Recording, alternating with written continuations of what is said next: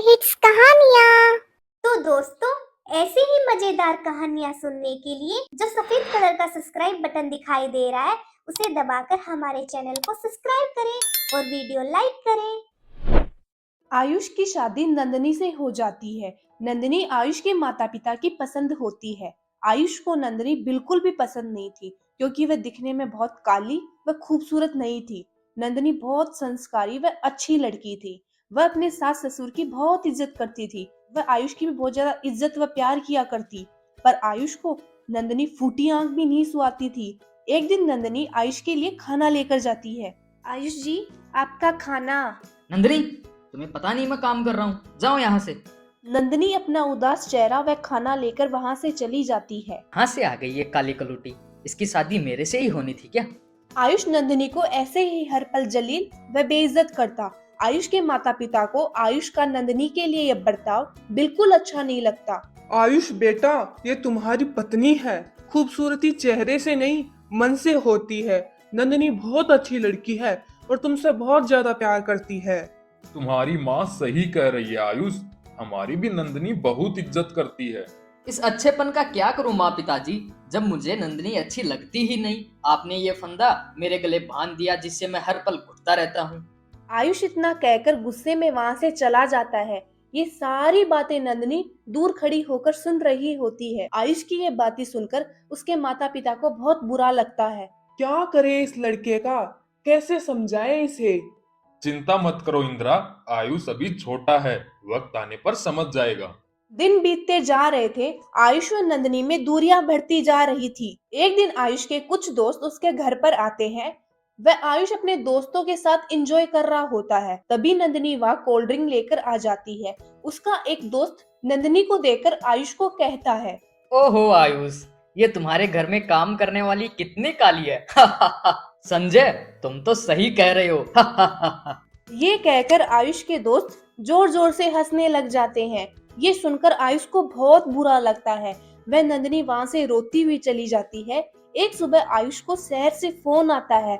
वह उसकी बड़ी कंपनी में जॉब लग जाती है। अरे माँ पिताजी, माँ पिताजी।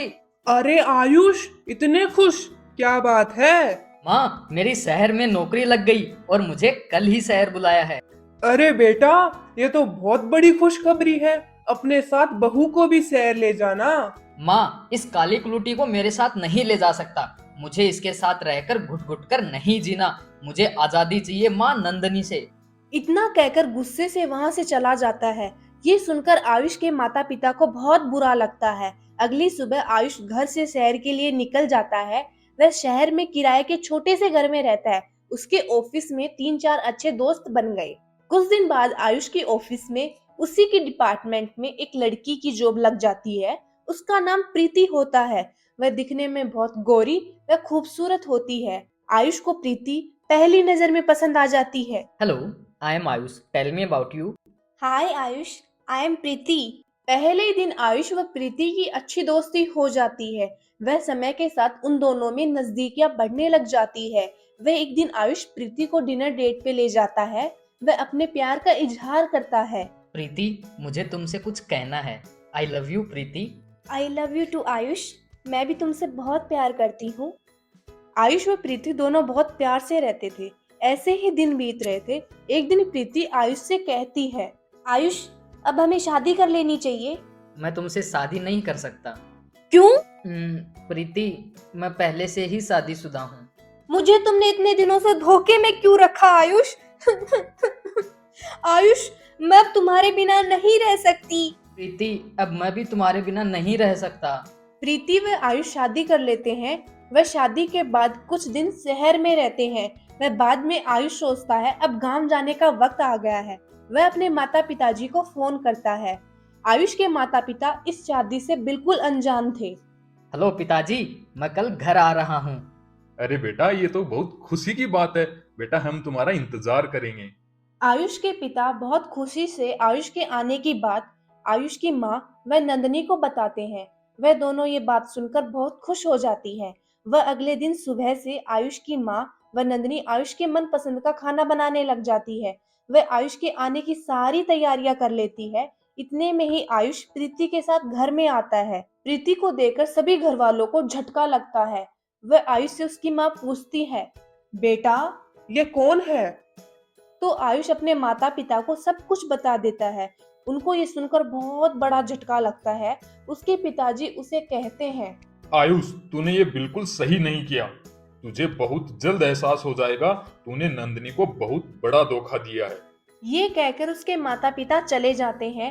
वह नंदिनी भी रोती हुई वहां से चली जाती है। आयुष को अपनी गलती का रत्ती भर भी अफसोस नहीं था। वह प्रीति का हाथ पकड़कर घर के अंदर ले आता है। अब आयुष का नंदिनी के लिए दुर्व्यवहार बढ़ता जा रहा था। वह सिर्फ नंदिनी को नौकर मानता था। प्रीति भी नंदिनी को बहुत जलील करती थी। ए लड़की, जा मेरे लिए खाना लेकर आ। दीदी, मैं पोछा लगा रही हूँ, आप खुद ले लीजिए। मेरे से जमाल लड़ाती है, रुक, अभी आयुष को बताती हूँ। प्रीति आयुष के पास जाती है। वह नंदिनी के खिलाफ कान भरती है। वह आयुष प्रीति के साथ नंदिनी के पास आता है और उसे कहता है, नंदिनी, तुम्हारी हिम्मत कैसे हुई प्रीति के साथ बदसलूकी करने की? जाओ अभी इसी वक्त प्रीति के लिए खाना लेकर आओ। नंदिनी वहां से चली जाती है। प्रीति के लिए खाना लेकर आती है। लीजिए दीदी खाना। अब आया ना मजा। अगर आगे से तूने मुझे कोई भी काम के लिए मना किया तो तू तेरे बोरिए बिस्तर के साथ बाहर होगी, समझ आया ना? प्रीति नंदिनी के साथ ही नहीं, वह आयुष के माता पिता की भी बिल्कुल इज्जत नहीं करती। वह उनका कोई भी काम नहीं करती। प्रीति, जरा मेरे लिए चाय ले आओ। ए बुढ़िया, आज तो तूने मुझे कोई काम के लिए बोल दिया। अगर आगे से ऐसी गलती करी तो नंदिनी से बढ़कर सजा दूंगी तुझे। आई है बुढ़िया, मुझे काम देने वाली। प्रीति, चाय ले आओ। प्रीति किसी को कुछ नहीं समझती, सबको जलील करती रहती। पर आयुष प्रीति के प्यार में इतना अंधा हो गया, उसे प्रीति की गलतियां नजर ही नहीं आती। उसे प्रीति के दुर्व्यवहार के लिए उसके माता पिता कुछ कहते तो उन्हें ही चुप कर देता। ऐसे ही दिन बीत रहे थे। पर एक दिन अचानक आयुष की तबीयत बहुत खराब हो जाती है। जब वह अपना चेकअप कराता है तो उसे पता लगता है, आयुष, तुम्हारी एक किडनी ने काम करना बंद कर दिया है। अगर ये समय पर नहीं बदली गई तो तुम ज्यादा दिन नहीं जी पाओगे। आयुष को ये बात सुनकर बहुत बड़ा झटका लगता है। वह ये बात अपने घर वालों को बताता है तो उसके माँ पिताजी किडनी देने के लिए तैयार होते हैं। परंतु बुजुर्ग होने के कारण डॉक्टर ने उनकी किडनी लेने से मना कर दिया। आयुष, जल्दी करो, तुम्हारे पास वक्त बहुत कम बचा है। आयुष प्रीति से कहता है, प्रीति, माँ पिताजी की किडनी लेने से डॉक्टर ने मना कर दिया और मैं नंदिनी से किस मुंह से बात करूं? मैंने उसे कभी भी इज्जत से एक शब्द भी नहीं बोला। अब मुझे तुम ही बचा सकती हो। आयुष, ये कैसे हो सकता है? नंदिनी तुमसे बहुत प्यार करती है, तुम उससे बात तो करो। प्रीति, प्यार तो तुम भी मुझसे बहुत करती हो। तुम तो मेरे बिना जी ही नहीं सकती थी। आयुष, मैं तुम्हें किडनी नहीं दे सकती। अभी मैं तो जवान हूँ, मेरी तो पूरी उम्र बची है। प्रीति की इतनी बात सुनकर आयुष वहां से चला जाता है। ये सारी बातें नंदिनी सुन लेती है। वह नंदिनी आयुष के पास जाती है और कहती है, आयुष, तुम दुखी मत हो, तुम्हें मैं कुछ नहीं होने दूंगी। मैं दूंगी तुम्हें मेरी एक किडनी। नंदिनी, मैंने तुम्हें कितना भला बुरा कहा, लेकिन फिर भी तुम मेरे लिए अपनी जान दांव पर लगाने के लिए तैयार हो। आयुष इतना कहकर जोर जोर से रोने लग जाता है। उसे एहसास हो जाता है खूबसूरती चेहरे से नहीं, मन से होती है। आयुष का ऑपरेशन सफल हो जाता है। वह कुछ दिन बाद घर आ जाता है। प्रीति को अपनी गलती का एहसास हो जाता है। नंदिनी, मुझे माफ कर दो, मैंने तुम्हारे साथ बहुत बुरा बर्ताव किया। प्रीति आयुष व उसके माता पिता से भी माफी मांगती है। वो अपना सारा सामान लेकर शहर वापस चली जाती है। अब आयुष नंदिनी से बहुत ज्यादा प्यार करता है और वह सभी खुशी खुशी से रहते हैं।